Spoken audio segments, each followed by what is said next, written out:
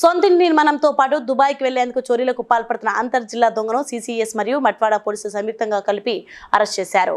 నిందితుడి నుండి సుమారు 22 లక్షల రూపాయల విలువైన 270 గ్రాముల బంగారు ఆభరణాలతో పాటు 2 ద్విచక్ర వాహనం, 50,000 రూపాయల నగదు, ఒక మొబైల్ ఫోన్ను పోలీసులు స్వాధీనం చేసుకున్నారు.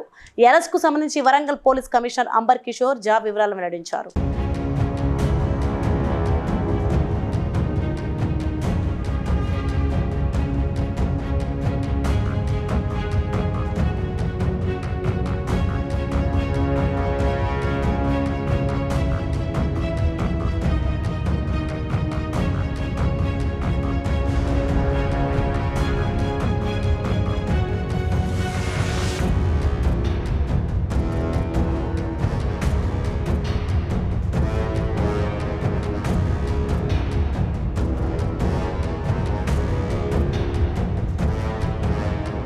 Please like and share, subscribe to BCN Telugu News.